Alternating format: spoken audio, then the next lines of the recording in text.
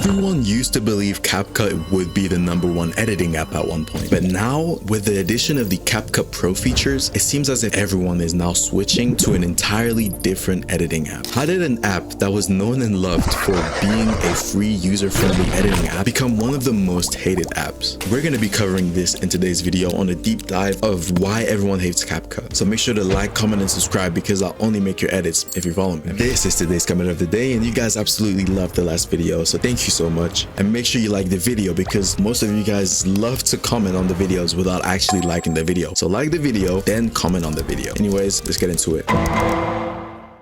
CapCut was launched in 2019, a year before COVID, in China, and it was released globally on April of 2020 for everyone. It was originally called ViaMaker, I think that's how you say it, I'm not really sure, and it was switched to CapCut, which definitely helped unify its identity worldwide. Many people used it due to the lockdown, and because more people had free time, it made a bunch of people join the app, and it brought a bunch of new people to editing in general. CapCut was actually marketed as an easy tool for creators to make videos. It was really marketed as something that was simple, quick, and efficient for people to use. You could edit anywhere at any time and even offline. But because it's developed by ByteDance, CapCut actually worked seamlessly with TikTok, which definitely made more people go to TikTok. And just the fact that TikTok went along with CapCut just made CapCut an app that everyone was using, just because it was just convenient and it was just the inbuilt app. And most of all, almost all of CapCut's editing features were free. And it's a big deal compared to the traditional editors like After Effects, for example, or maybe even DaVinci, which are paid or pro only, which require you to pay something before you actually get access to the full thing. And with people hating Adobe and not really wanting to buy a $22 per month subscription, I think it's like $24 or $25 per month now, it makes sense that most people would go to CapCut, the free alternative that was super easy and comprehensible for new editors. And the thing is, CapCut had a bunch of features. Newer editors had access to templates that were created by editors for editors, which definitely formed a community over time, which helped CapCut's whole identity, brand, and etc.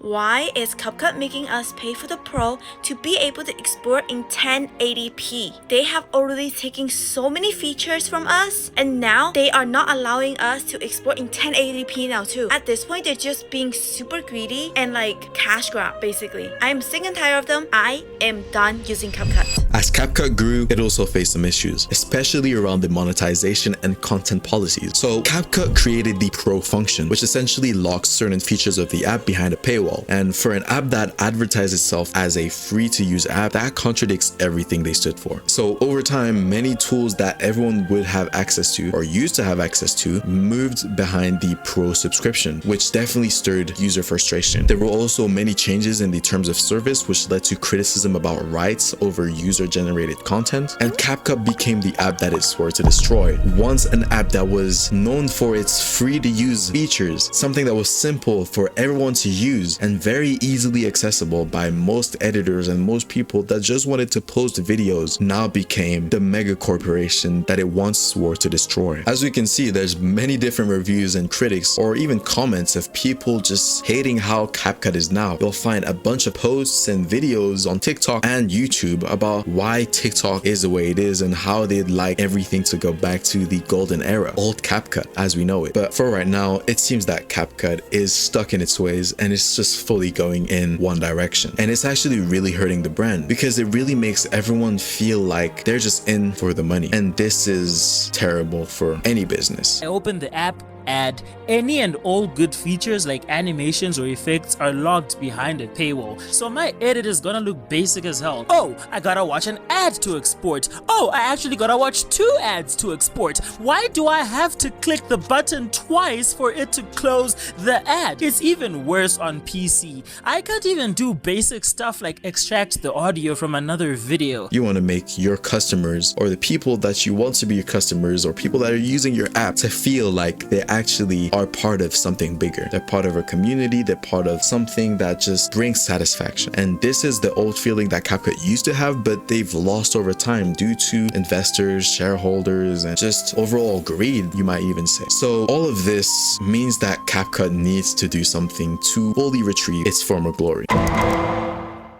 In my opinion, there's quite a few things CapCut can do to go back to its former glory. First, it needs to make a free classic tier that actually includes basic effects, transitions, text animations with no watermark. Because the biggest complaint is that everything is pro. Whenever you scroll on the app, and I'm even going to show you on the screen right now, when you scroll on the app, most of the effects that you're going to see in transitions are also going to have the pro logo or the pro icon. And when you're looking for a specific effect that you used to use all the time a week ago, and now you hop on CapCut and you see that the same effect that you used a week ago is now paid, and you have to pay a $13 per month subscription to get the same effect that you used to get before for free, that's where everyone starts to crash out. So they need to add all the basic effects that they used to have back, all the basic transitions and the text animations, to make sure that everything, or I guess creators that are not trying to make crazy edits, can actually use. Because let's not forget that CapCut branded itself as a free to edit software or application. CapCut originally won because it felt generous. People are definitely going to forgive ads or limits, but they hate feeling nickel and dime. And this is exactly how CapCut feels at the moment. Number two, CapCut needs to recenter on creators and not just monetization. Like I hinted at before, there's many things that CapCut used to do before that made it feel sort of exclusive, or like some sort of small community where other editors help each other and the actual software developers actually care about the people. So what they could do to fix this is by having regular community driven updates. Maybe they have some polls on their page and ask what viewers want to be added, what they want to be changed, etc. And based on the votes, they can actually see what people actually want. That way you have a direct vote from the community. That way whenever you add something, it's just what they want directly, and there's not really more they can say to argue against it. And you could also poll users before locking features behind paywalls, because imagine you're using a specific effect for the whole time you're using CapCut, and then the next week you try and use it and then you realize that it's just locked behind a paywall, and it's like, well, I mean, how am I gonna edit this super cool video that I was planning? I have to pay $13 now? No one wants to do that, and it's terrible. It's a terrible feeling, and I actually feel very bad for you CapCut editors actually. And then third, they need to fix the template properly. Like I hinted at in another video, or maybe it's gonna come out later. I don't really know how I'm gonna post these videos or in what order, but templates are a big problem for CapCut right now in terms of the laziness, how everything is boring, the lack of originality, and just everything that's just wrong with editing right now as a whole is easily fixable with how templates are made. Maybe lock templates behind a specific paywall. I think that would be better rather than locking specific effects. Maybe do it the other way around. Lock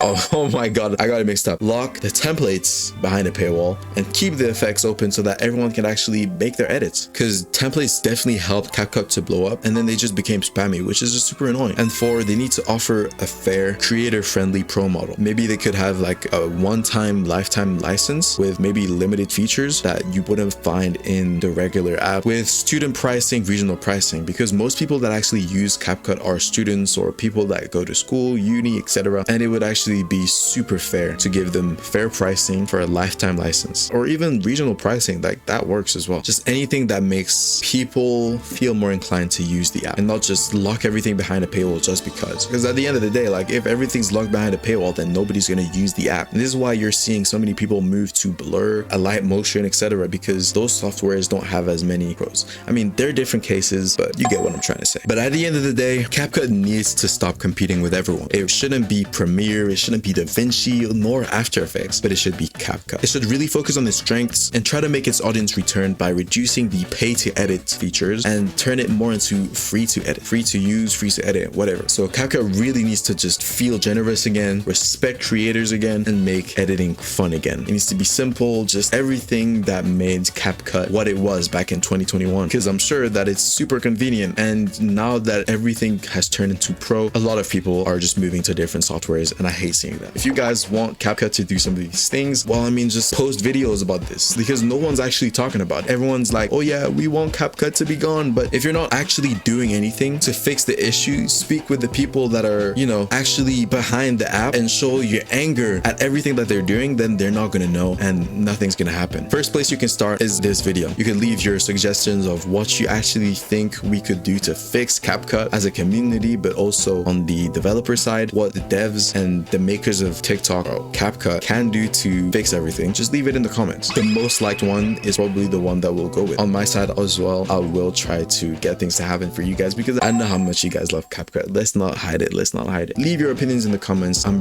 really intrigued on what you guys have to say about this. So if you think think that I missed something, just let it be known in the comments and I'll respond to every comment. Thank you guys for watching. Don't forget to like the video before leaving the comment. Make sure to like it, like, and I'll see you in the next one. Sprint to success.